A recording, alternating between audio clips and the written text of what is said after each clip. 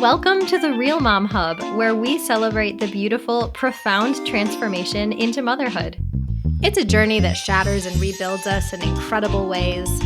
We share the voices of everyday moms honing and discovering their natural instincts and superpowers. We talk to experts to try and make sense of our minds and bodies. We air out the hard parts of parenting people don't like to talk about. Because let's be honest, motherhood is as hard as it is joyful.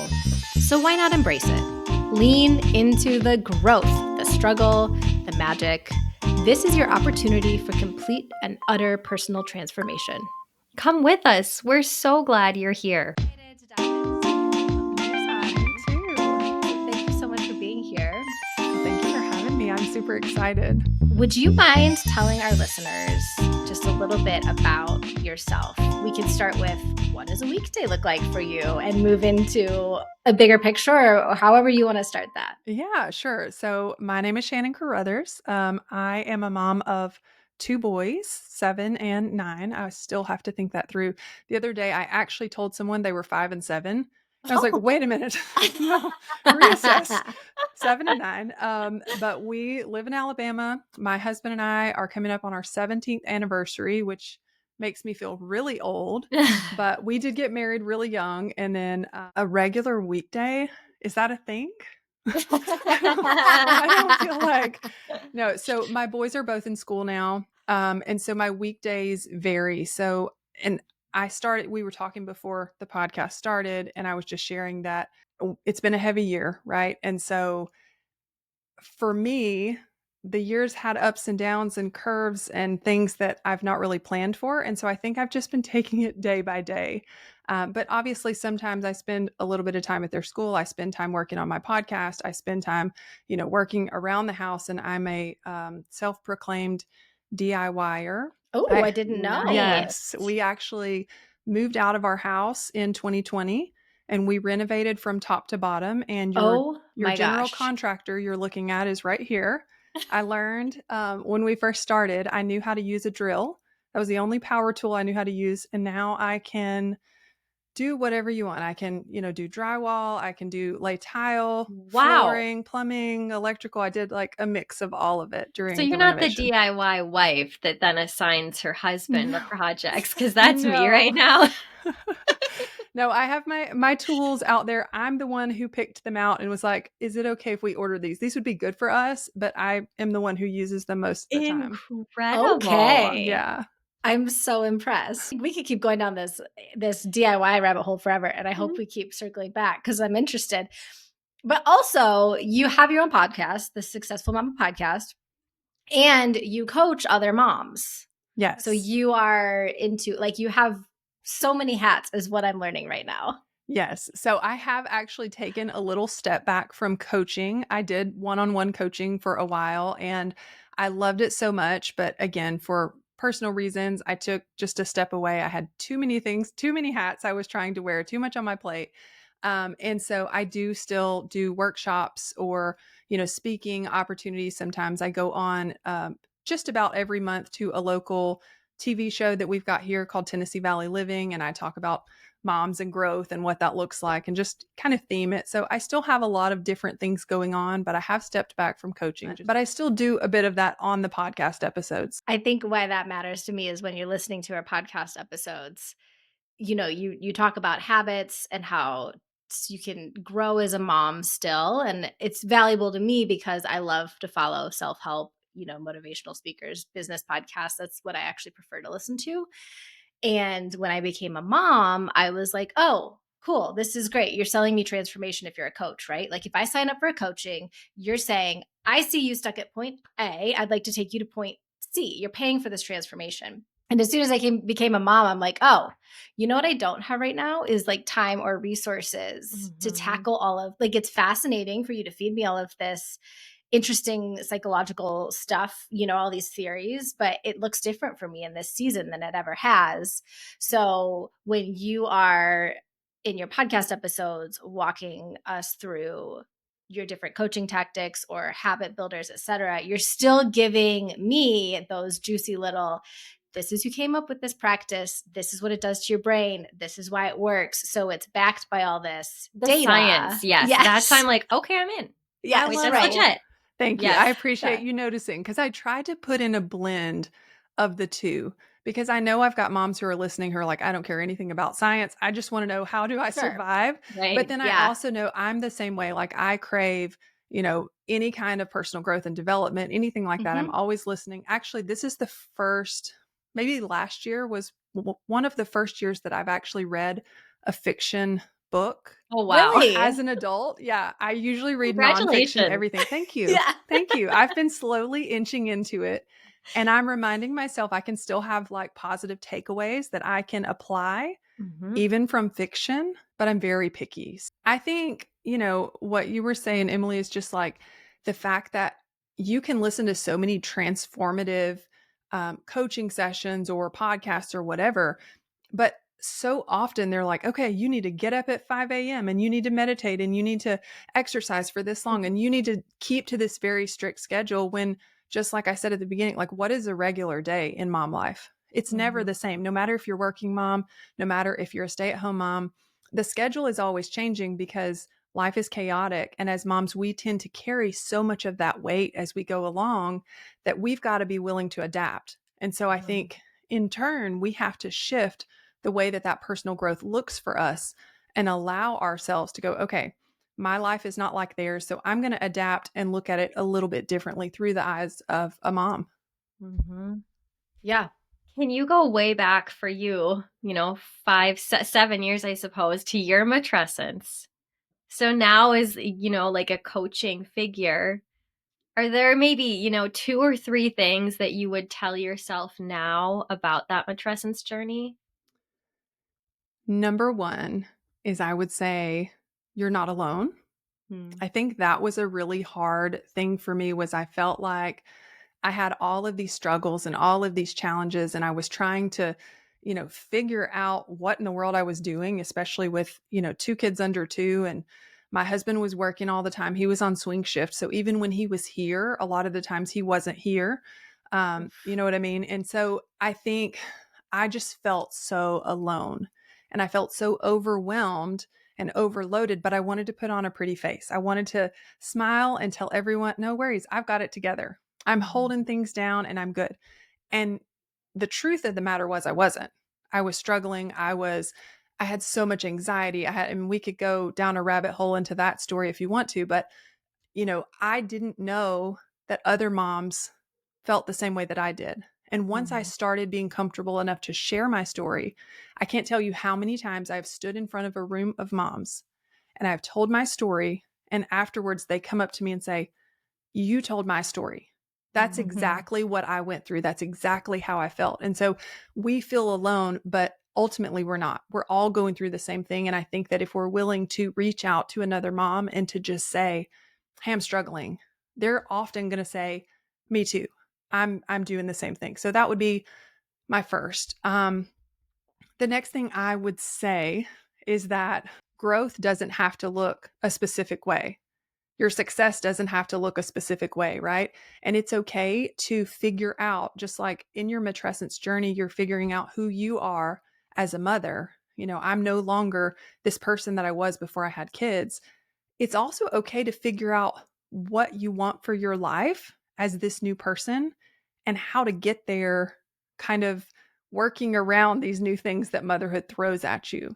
So it's okay if it's not linear. It's okay if it's not like a straight shot because it's not, right? That life doesn't Mhm. work that way. So just that you can design your success and that your growth is not going to look like it did previously. Mm. The last thing is to find a community. And I know there's probably moms listening who are like, yeah, that's easier said than done.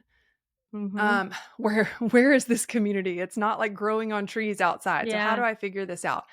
I heard on an Instagram reel, so I wish I could give credit to who it was, but she was basically going through this list of how do I make friends? If I want to find people who go to church all the time, I'm going to go to church and I'm going to meet those people there. If I want to find mom friends who are like me, I'm going to go to maybe a playground where my kids are going to, have fun with the other kids, but I'm going to start going consistently so that I can show up in the same place as these other moms And I'm going to start trying to make those connections because, it's easy to say create a village, but if you're stuck at home and you don't get out and put yourself around other people, you're not going to find that village. So, it's work and it's hard, but it's worth it. I had a mom yesterday call it mom dating and just talk about like how awkward it is, exactly that scenario. You're at your playground, you see another mom you might vibe with, we don't know. Mm-hmm. And that was just so accurate. Mom dating is really It hard. is real. It is so real. And But you have to do it. yeah, you do, because if you're not if you're not willing to like be brave and say, "Hey, can we connect? Can we connect Yeah. on social? Can Can I I have get your your number? phone number?" Like, yeah, it Yeah. feels so awkward, but I've met some really great friends through taking that step and being willing to do that. And actually, one of my very best friends, I remember a few years ago, she called me and she's like, "You would be so proud of me." And I said, "What? What did you do?" And she said, "I asked somebody for her phone number today." And I was like, "I am so proud of you." She said it was so scary to walk up to this stranger and go, "Hey, our kids are playing together. Could we, maybe have coffee sometime or maybe get together and let them play?" And I think for some people it feels really easy, but for some it is so challenging. So just being willing to step outside of your comfort zone and, just ask, because you never know, they may say yes. Totally. I'm sitting here thinking like, okay, so if there's this mom I'm like really jiving with, I'm like, oh, you're such a cool mom. And then the next piece for me is, okay, but like, how do you parent? And does my kid like your? I mean, there's so many There's layers. so many layers. But honestly, like if you're jiving with the mom, I don't know. I feel like that's almost more important, at least with our kids' age, than if the kids are Fair. really playing well together. Really Yes. reasonable. I mean, if the kid is horrible, you don't want that. Right, But like, right. they can play simultaneously and you can still have community and call it a play date. Absolutely. Absolutely. It's great. So going back to your matrescence, if we can go back to you're a fresh mom, you're so alone. I mean, those three things, I'm like, yep, me too, me too, me too. So totally hitting. How did you start to talk about feeling alone? Or how did you realize that other moms were in the same position you were in? How did you address that? It's when you're so isolated, it can be really tough to identify the problem and take action, both of those things. I'm trying to think back to the exact time when I started kind of trying to branch out. And I don't know that I have a real good answer for that. I think if I'm being honest, I had to work on myself first. I had to work on some of the things that I needed to fix in me before I was able to reach out and work with community. And so for me, what that looked like and what started me on my coaching journey in the first place, or even just in my growth journey again in the first place, was that I was overwhelmed. I wish I could just say it was hormones and the fact that I had two kids under two and like it was just crazy, but it wasn't. Because when I look back and I kind of do an assessment and am honest with myself, I know that so much of that came from my habits before I had kids and the fact that I had allowed things to start piling up. And so, for example, if I didn't feel like doing something, I would just go, okay, I won't do that right now. I'll do it later. And then it would never come. That procrastination, I'm really good at that. I just want y'all to know. I'm like, if there was a gold star, like an A plus, I could earn that for sure. But so what had to happen for me is I went through this cycle where I'm looking around my house. Everything is overwhelming because at the same time, while I'm a very big procrastinator, I also like order and structure and I want things to be in their place. And when you have so much stuff that you've put off, there's no way to do that. Those two worlds don't coexist. And so what happened was I was overwhelmed and I was upset and I was anxious and I was having panic attacks all the time. Oof. And I would walk through my house and I would say, okay, today's the day. I am cleaning the house. I'm getting stuff done. I'm taking With care of two this clutter. toddlers. Yeah, I'm getting rid of it, right? But then I would feel overwhelmed and then I would freeze and I wouldn't know where to start. And then I would feel shame. And then I would feel anger.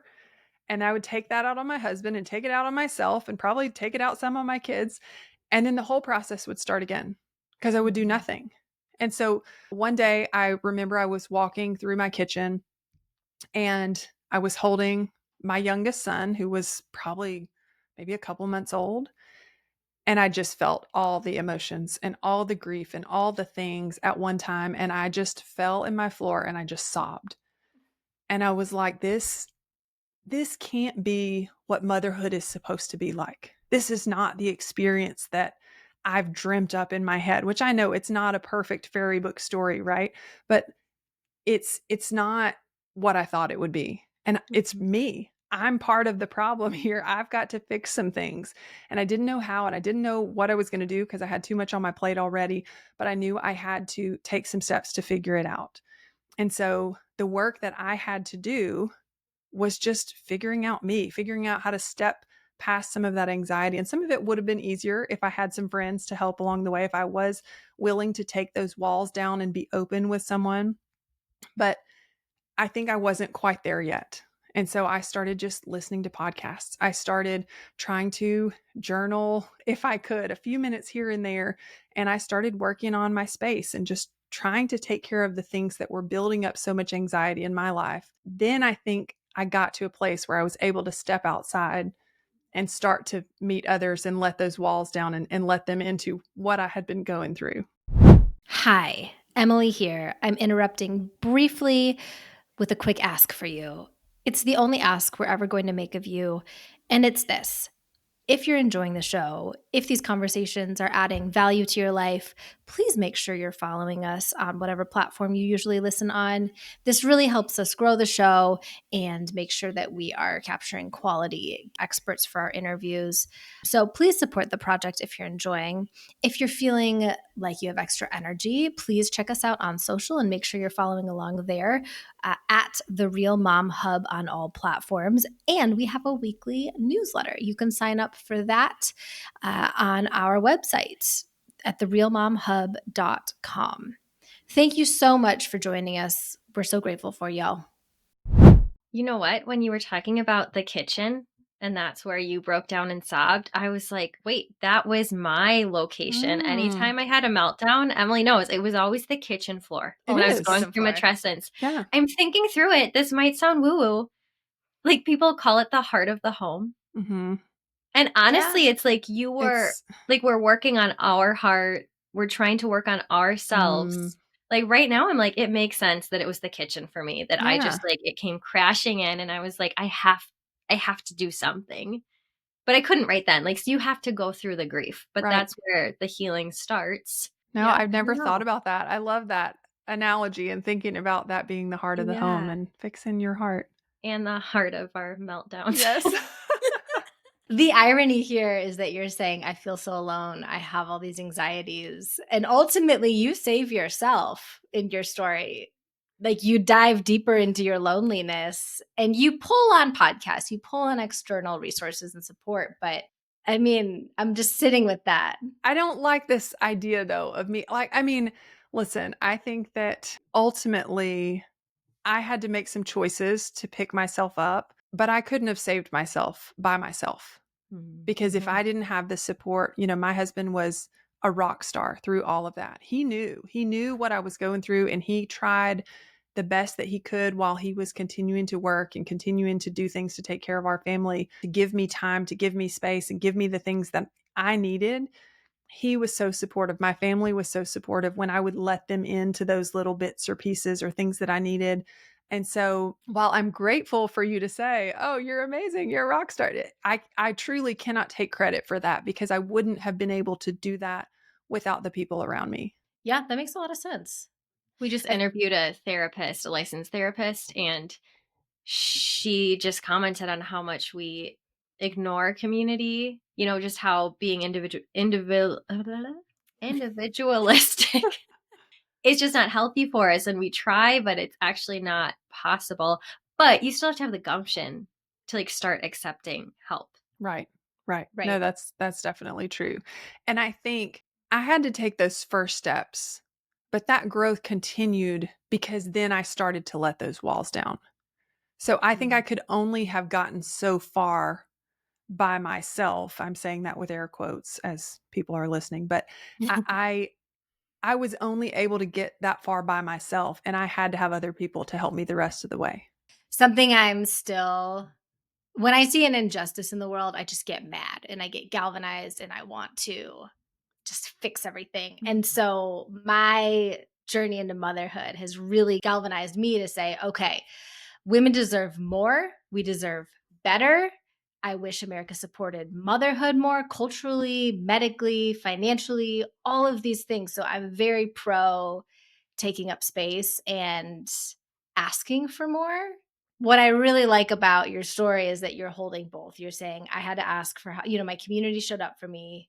Also, if we're going to ask for more and say we deserve more, there's always going to be the person that we live with constantly, which is ourselves. So taking that autonomy or taking that responsibility and making sure that you are fixing the parts of you that are not Right. really functioning. I mean, we need to do both, especially on social media. I think with younger versions, I hear a lot more of women deserve more, especially after Mother's Day. I'm hearing, here's how you can get the Mother's Day you deserve. And it's like, okay, but it's both. How do you turn the mirror back on yourself and say, I'm actually the only one responsible for my happiness? And that's what I was going to say is I think I'm fully supportive of the fact that we need to, we need to support moms, right? We need to look at the policies we have in place and things like that. But I am very much on the side of the fact that we can't have the victim mentality either and go, No. so much is owed to me. I can't do this because I don't have enough support. No, listen, we all have struggles. It doesn't matter if we're talking about, us as moms, if we're talking about race or religion or anything, any of the big things in politics right now. And I know we're not getting into politics and I don't want to go there. And I'm sure you guys don't either. But the fact is that we have to stand up for ourselves and take up the space that we need to, like you said, but we have to be willing to go, okay, these are my circumstances. And whether I'm happy about it or not, I have to be willing to do the work to make up for whatever struggles there are around me. Yeah.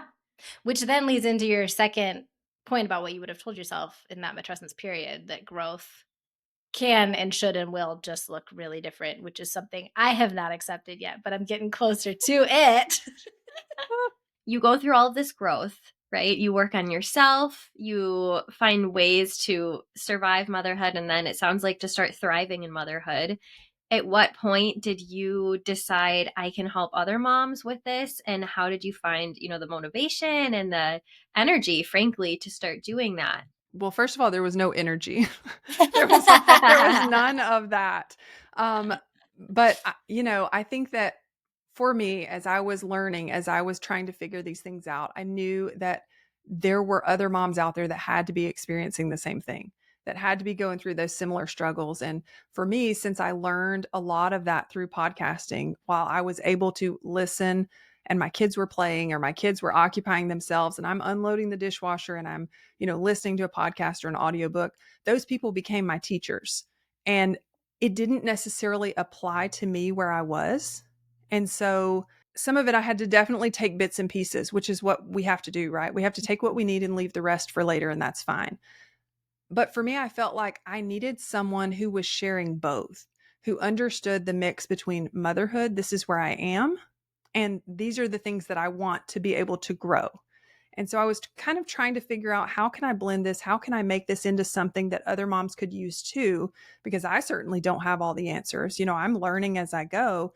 And one night I was rocking my son in his room, lights are out. And I was like, I remember I was just sitting there and I don't even know if it was on my mind, if I was processing like some of the things, but I just thought successful mama, because success looks different for all of us. We have to figure that out. And something I tell my guests on a regular basis is your story matters. Your story matters and it's worth telling, no matter if you feel like you are, quote, just a stay-at-home mom, or if you've been through some, awful trauma and you've ended up on the other side. Both stories are relevant to someone, because someone who is a mom is not necessarily going to take the same thing away from that trauma story as she would from a mom who's just telling her story about everyday life and how, the kids drew on the wall or got in the toilet or whatever. And so I think it's important to find both and to be able to share both. So that was kind of what happened. And here we are a few years later. Something I think you were in my AirPods a couple of days ago. I'm pretty sure it was one of your growth and chaos episodes, which are great. You were really clear about saying, yep, falling off the wagon. I don't think those were your words, but 100%. basically, yeah, acknowledging that, like, as the kids change, as seasons change, as different thing happens in your life, you are constantly recalibrating. If you are nurturing and caring for small people whose growth is so rapid, it's really hard to keep consistent building blocks and keep everything rigid and structured and the same, because it's not necessarily going to serve them or you. So being really honest about the fact that it's constantly about a recalibration and reteaching yourself what has worked for you in the past when you've had to let it go. I think that was something that was really important to me in the beginning. I want to show both sides of it because it's not, I don't know how many times I've listened to a podcast and I've heard someone say, you should do this and you should do this and you should do this. And I'm sitting there thinking, yeah, but do you do all those things? Like, Right. you're telling this story and preaching this concept of how this is how you live an amazing life. But if we're honest with each other, that doesn't always happen. And that's Mhm. okay.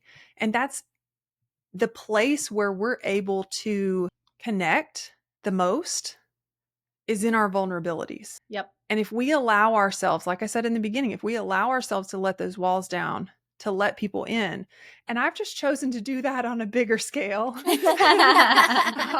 I actually, my son the other day, he's like, Mom, why did you show on TV a picture of our room looking the way it did? Oh. And I was like, oh, I'm so sorry. And he's like, they're going to know it was my room. And I said, yeah, but they're going to know I was your mama and I'm in charge of, making sure you have your room clean. So it shows on me more than it does you. And I explained to him about how important it is that we show people our mess sometimes because it Mm. reminds them that it's okay. We see each other because we both have messes. Actually, the last episode that I did on Tennessee Valley Living on that show that I go on, I had moms send in pictures of their houses, of their mess, of their, Love it. and of their spaces. And it was so great. And I got such good feedback from other moms who were like, oh, my playroom looks just like that. My bedroom looks just like that. Just allowing ourselves to be vulnerable and show those sides. And that's how we create that connection sometimes. Honestly, that is one of my biggest areas of needed growth right now is I know my messy house, if it's messy, it negatively affects my psyche, but also I can't keep it clean all the time. Yep. And I am struggling, like, just to show my mess, like, I am more rageful when it's messy. I am not fun. And I want to be fun and I want to just have people over when it's a mess. And it is really hard. Yeah. I created this rule.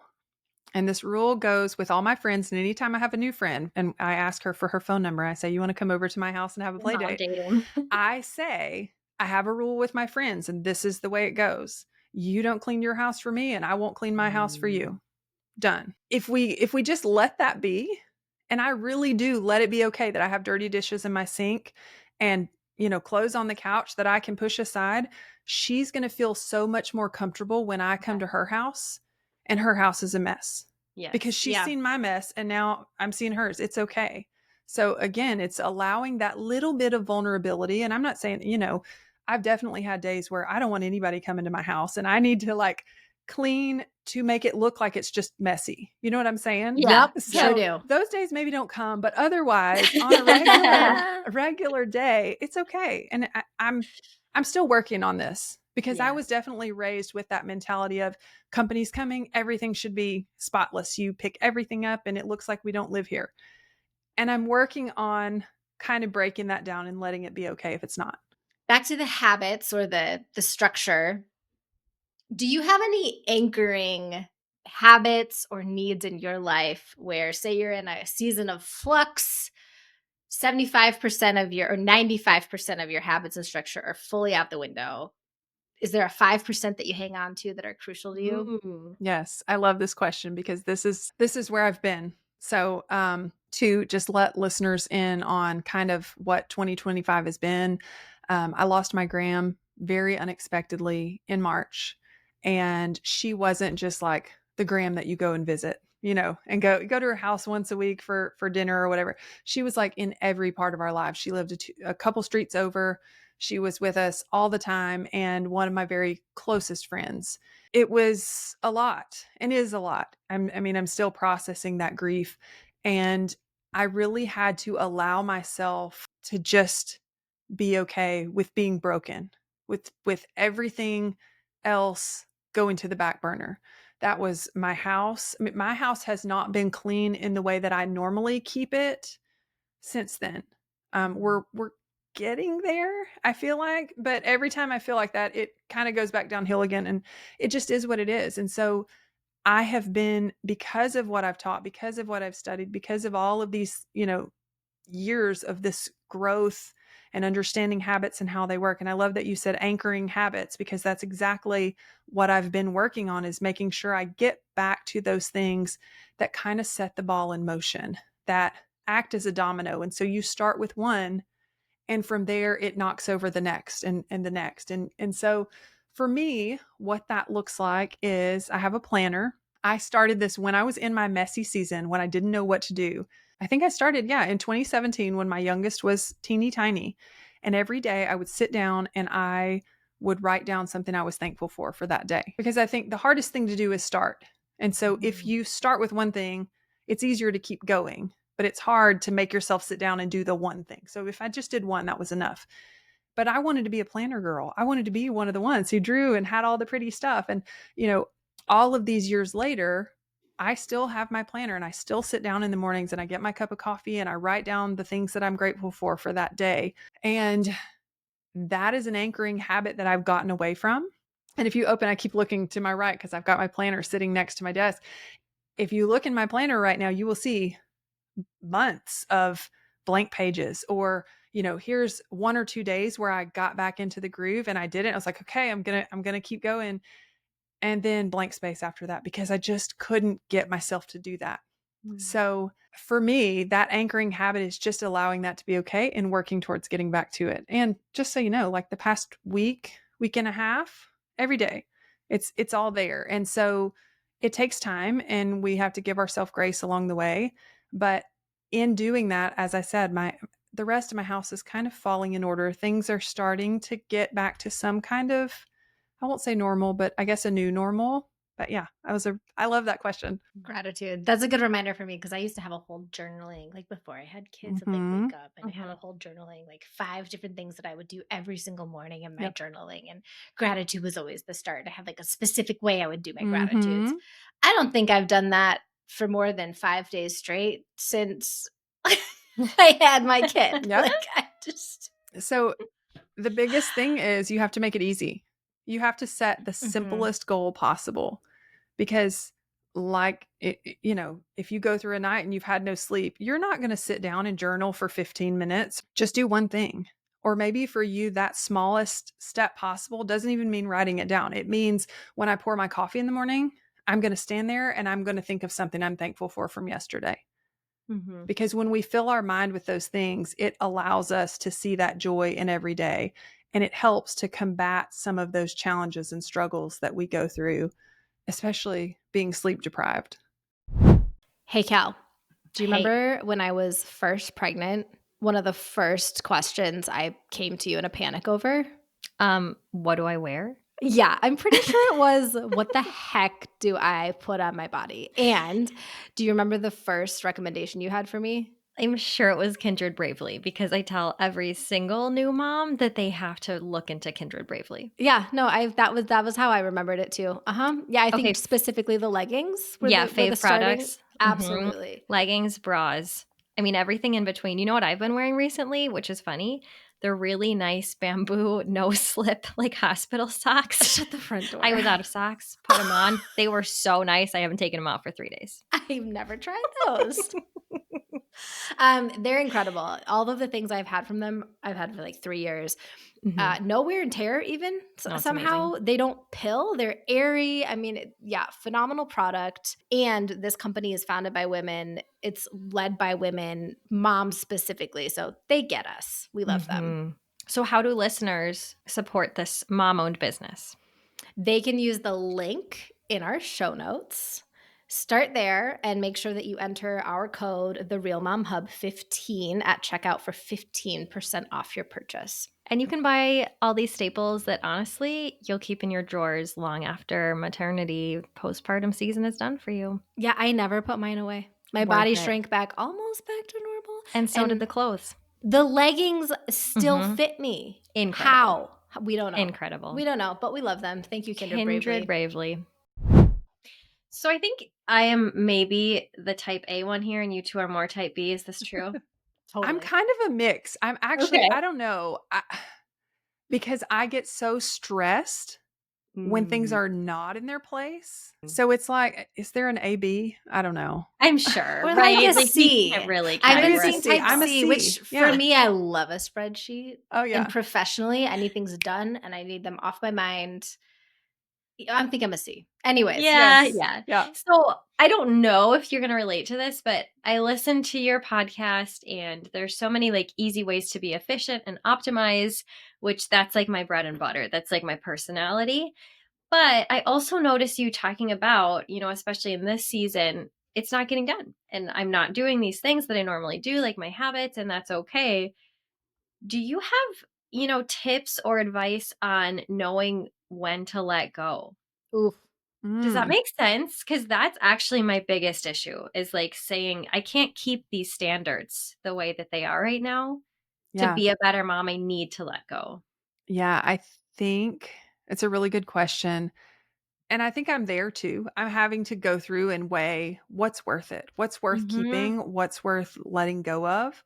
And I think the biggest thing you have to do is you have to sit down and assess where you are. You don't have to assess this person that you think you are or this person you want to be, this person you expect yourself to be, but you've got to be really honest and go, you know what? Right now in this season, when my kid is this many years old or, this many months old, whatever, and I've got so many things thrown at me, or maybe I've got an open space, it doesn't matter.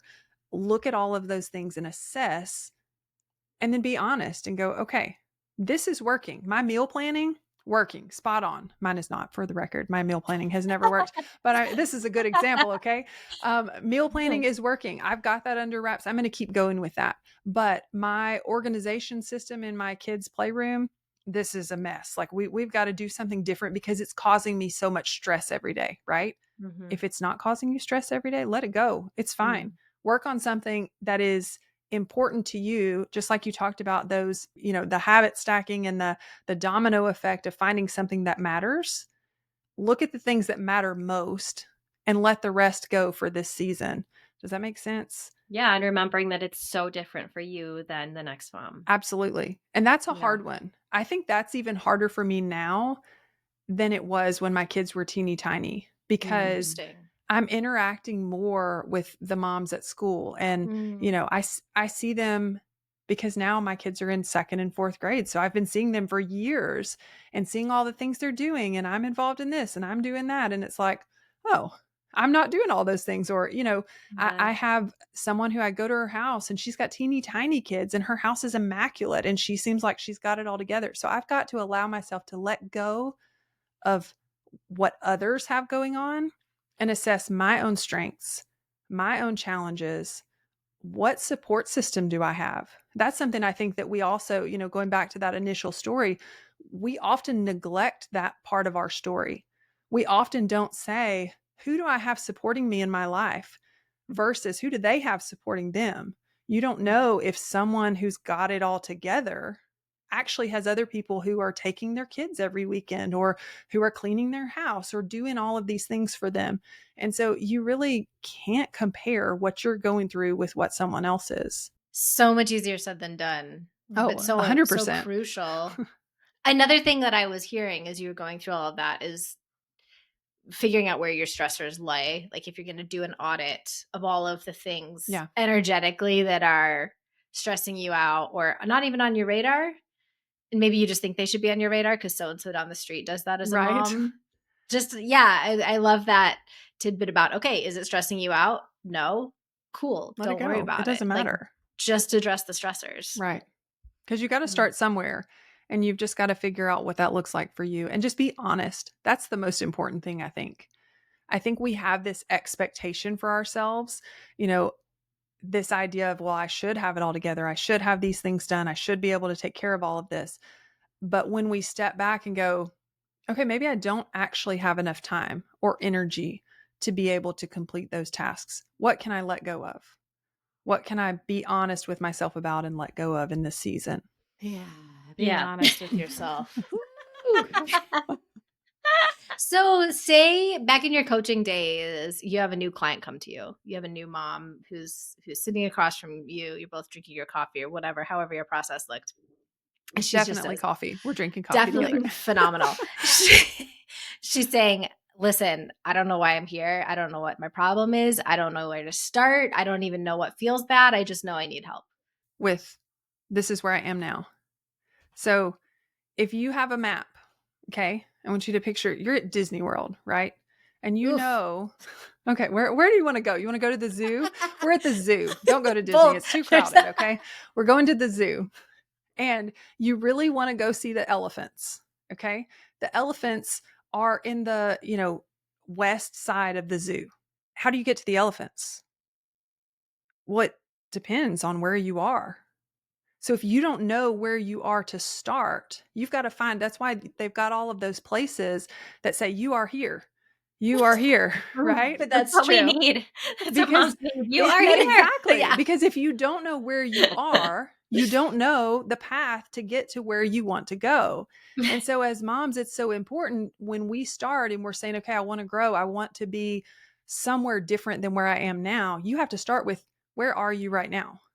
What are your struggles? That's where that audit comes in. That's where that assessment and the honesty. Because if you don't know where you are, you don't know how to get where you want to go. What are your values? What are the things that matter most to you? Some people, their core values are, I'm going to build my career alongside my family. That's not my core value. And that's okay. My core value is my people are first. They are my priority, and I will figure out the rest alongside them. And that's okay too. I'm just saying it's important for you to get to know yourself and to understand the things that matter to you. And part of that journey is going to be more challenging because you are going through matrescence, because you are trying to figure out, okay, it's not who was I before little Jimmy came along, right? It's who am I now as a mom, and who is this person that I'm becoming, and what are my values now? Because they may look different than they did 5 years ago before I had kids and when I was so focused on my career. But now I've got this tiny human and maybe things look different or maybe they don't. Both are okay. You just have to figure out what it means for you. How did that look for you? Like, are there any, drastic changes or character traits that, after matrescence? I think some of that started happening with me a little bit sooner than when I had kids. And I will say that because the reason I keep bringing up career versus, kids is because that's what I went through. When I was in, high school before I got married and early college, I was very determined, driven. Everything was goal oriented and purpose. And you do these things and you struggle through this. That way, one day you can build and get this great job and you can, and that was the track that I was on. And I thought, I'll just do all those things. I'll travel. I'll be this big person in this company, and then I'll have kids alongside and it'll be totally fine. Yep. And while some people may be able to do that and be really good at that, that's not me. And I started having these conversations with my husband, and he really challenged me when we were dating and when we were newly married, and just asking me questions that really made me think about what mattered most to me.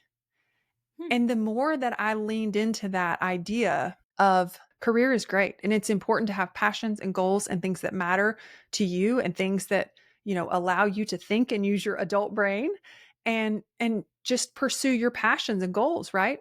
But ultimately at the end of the day, I'm not going to finish my life and go, man, I wish I would have worked extra. I wish I would have. No, I'm going to say, where are my kids? Like, where's my husband? How's my relationship with them? That's who matters most to me. And that's ultimately my main concern as I go through my life. And I tell my kids that all the time. I'm like, listen, it doesn't matter what people do. It doesn't matter, what their job is or who they are in relation to you. People matter most, always. And you value them over everything else. And the other things will fall in place. That's one of the things I'm most proud of that I've taught my kids as a mom, is to value people and to make sure that they understand how important they are. I think for me, getting back to your question, I had to go and transition from this idea that my career was most important to me to my kids and my husband are most important to me. And I'm going to figure out the rest alongside them. But I will say, I think that transition happened just a little bit before I had kids, which was fine. Mm. Yeah, it hit me 4 months back into working. Yeah, it really it makes you question some of those things that you thought were important before and how they fit into this new person you're becoming. Am I doing the math right? You're celebrating your 17th wedding anniversary and you have Yes. a 9-year-old. That's your oldest. Yes. So you had some We time to did. be an adult We with did. your husband. Yes, we did that on purpose. You know, for us, the fact that we were so young, we talked about we wanted to spend time growing together. We wanted to spend time growing up and, you know, learning about each other and enjoying that time of us before we added more into the chaos, right? Into this making new this family unit rather than just the two of us. And so we did, and I'm really thankful that we took that time. Yeah, I planned on that. Not what No. happened. And How I am long were like, you married before? before Hit conceiving, us. 1 month. Okay, So gotcha. 10 months before Nice. we had a Hey, child. that's awesome. I mean, I wasn't planning on, 8 years or whatever you had. I was planning on like 3 or Yeah, 4, yeah. like But more you know than what? Now you get to grow and learn each other more as you have honestly. kids, right? Yeah, It's our first dance song was "Grow as You Go" by Ben Folds. I think I that's just Yeah. sweet. like somehow I knew that we were gonna need it. That's perfect.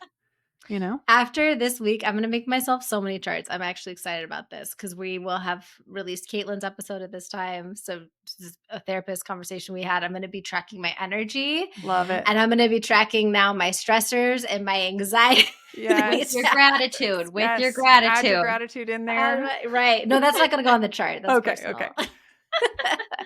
Are you ready for a lightning round? Yeah, let's go. Self-care to you is? Most often, self-care to me is okay, if I just go the like quick and easy answer, self-care to me is coffee.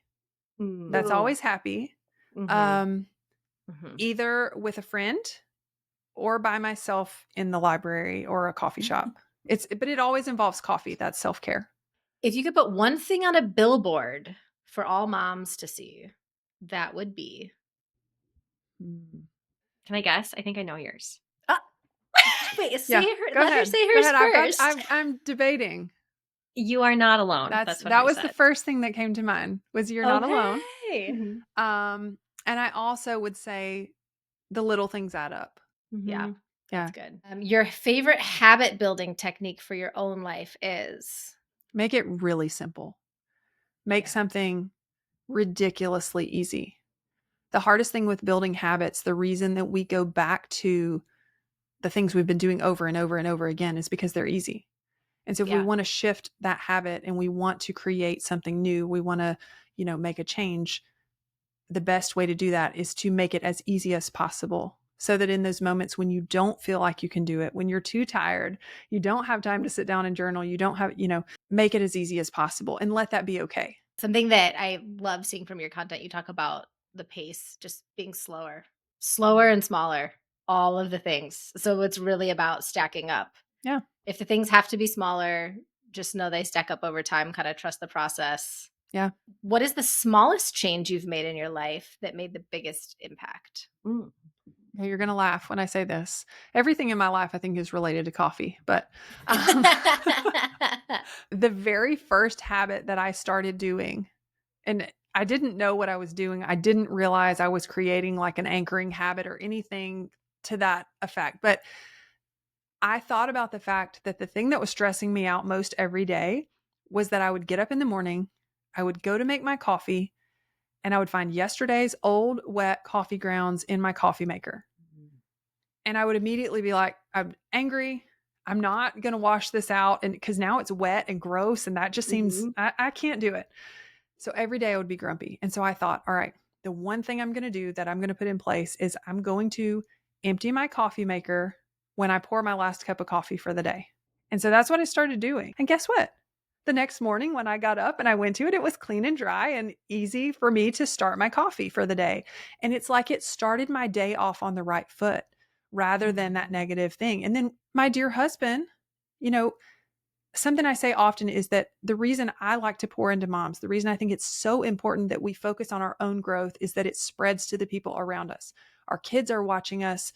That was my first most important thing was I wanted my kids to mimic me and see what I'm doing. I'm working on myself. You can work on yourself too. I want to set that example.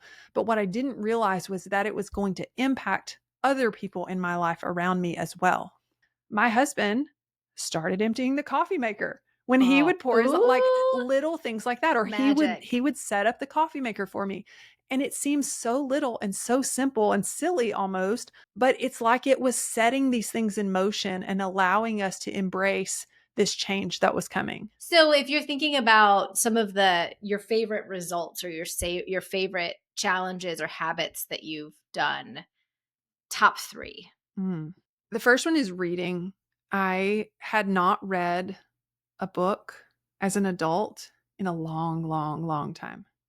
I had always loved learning. I had always loved that structure and just craved it. And then it was like I just let it fall off my radar, and I don't know. And so along the same lines, I started with a very small goal. I wanted to read 1 book a month. And I finished that year and I had read 12 books. And then the next year I read like 35 books. And the next year I read, and so consistently I write down my books as I go. And actually, I've got a list somewhere over here. So I would say definitely reading. I think that has such a big impact on who we are. I love the quote from Dave Ramsey. He says that, maybe it's not just Dave Ramsey, but he repeats it anyway.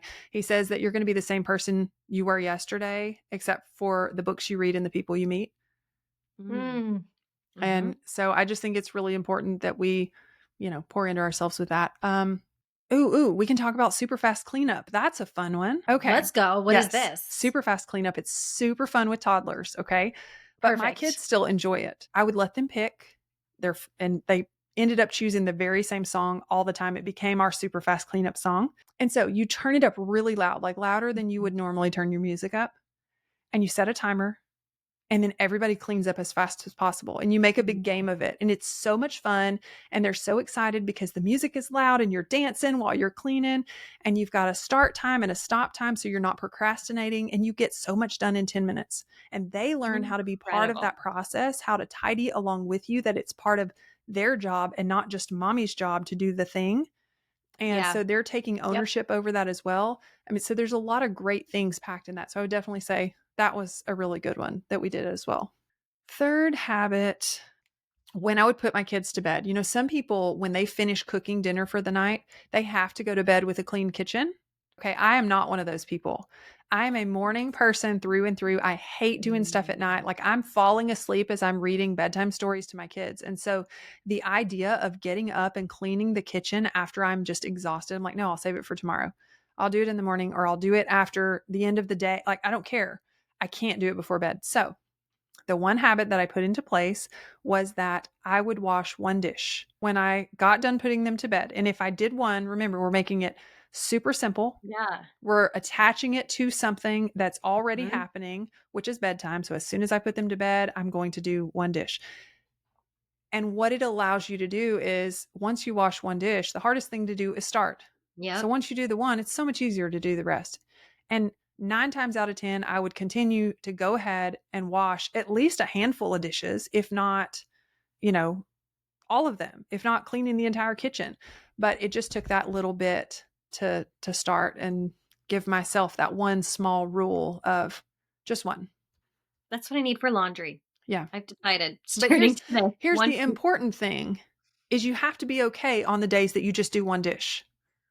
Sometimes you're going to just feel like doing 1 dish, and that's worth celebrating too, because you did the 1 dish.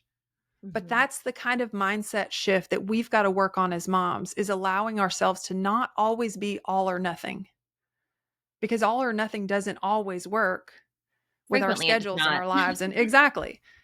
I think that's my hardest lesson from this episode, is celebrate the 1. I don't know if I've done that in my entire life. So there's my homework. There you go. Okay, that's my favorite. And I'm sensing a theme here. Just how easy can you make the task? What was on a recent episode there? What is the theory when you think about all the things you didn't do instead of what you? The Zeigarnik effect. The what? Say it again. Zeigarnik. Zeigarnik. Yeah. Okay. It's Zeigarnik. That we focus on and remember the uninterrupted or the unfinished tasks rather than the ones we've completed. Is that what you were talking about? Oh, that's even deeper than negativity bias. It's like Mhm. specifically if we've set out to accomplish something, Yeah. like this is the result I'm going for, and we only go 5%, we're Yep. like Right. more upset at the 5% than if we hadn't even started. Yeah. We focus Yeah. on that stuff that we didn't get finished. Yeah, I just love that you named that. Yeah, it's really helpful, I think, when you're able to put a name to the things you're experiencing. And I think that was Mhm. one of the biggest things with the books that I was reading and the things that I was learning was being able to go, oh, this is not just me. Like I can put a name to this because other people go through this too. And, just like if you have some kind of sickness, if and you go doctor to doctor to doctor and none of them can name it for you. And you go to one and they're like, well, it's this. And you get that relief because while you're not happy to have some diagnosis, there's more relief there because you can actually name it for what it is. And then you can begin to figure out how to combat against it because you know what it Mhm. is, right? Yes. Mhm. Matrescence did that for me. Yeah. It just named everything I was feeling. It gave me some relief where I could say, oh, maybe it's not a postpartum disorder, maybe whatever, but it was like, oh, this is such a powerful thing for other women that there's a whole psychological term for it. Yeah. And so what was the name of this? Zygarnik. Zygarnik. Zygarnik. Uh-huh. Thank you. There's just so much power in a word. What is on your nightstand right now, Oh, yeah. Oh, book-wise? Or so not? we Yeah, we can currently switch to book-wise. I have several books. Several, okay. Yes, I have Harry Potter, the fourth Ooh. one, Is Yep. this a because reread? no, I have never listen, I told y'all I didn't read a fiction book until last year. Like for your whole life? No. I mean, no, Oh, but okay. no, I haven't read the Harry Potter books before at all, Oh, period. So I'm reading okay. them with my boys. So that's Oh, become our Oh. bedtime, but we've got these really cool illustrated ones. And so they're so Ooh. full-size beautiful. books. They're beautiful. They've got images, which makes it more fun for them to be able to see those. So I do have the Harry Potter book. What else? I have a switch for mine and my husband's lamps that we just added because we bought the like fancy bulbs and each of us Mhm. got a switch on the side and I can turn on his or mine or both. I can Ooh. make them That's nice. dim or bright or colors or yeah, it's really cool. So I So have one much of those. power. Yeah, it's awesome. I love Um, that. and I don't want to know how much you paid for them, so we just are going to ignore that. But it does make me really happy when I go and turn that on. I have a crocheted little coaster from my gram that she made, Mm. and I've got another stack of books because I have been jumping through. I read cover to cover, one book at a time, always. Now I don't. I kind of dive into this book and that book, and if I like it, I'll pick it up and read it, or sometimes I'll put it down for a while, or yeah. So I've got a stack of other books back there too.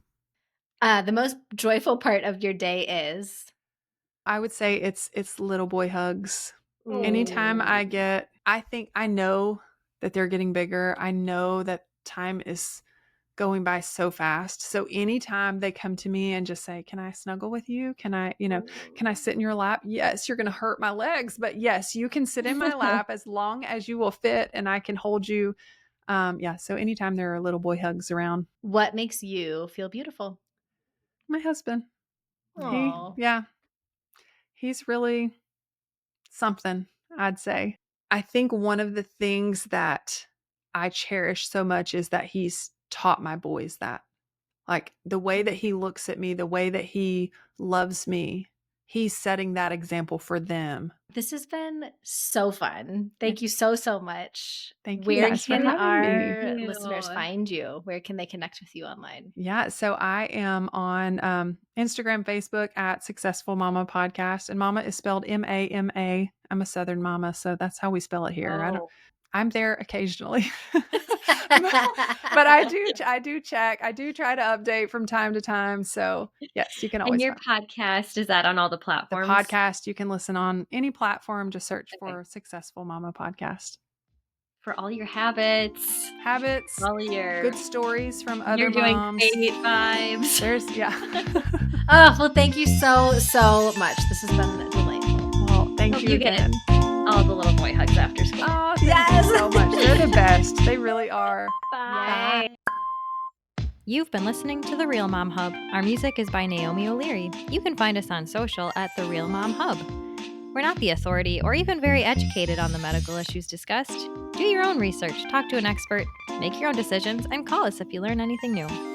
If you like what you hear, follow us on Instagram, or better yet, subscribe to our newsletter. If you don't, that's fine. We can all move on. Our purpose here is community, so if we've resonated with you, tell a friend. Thanks for listening.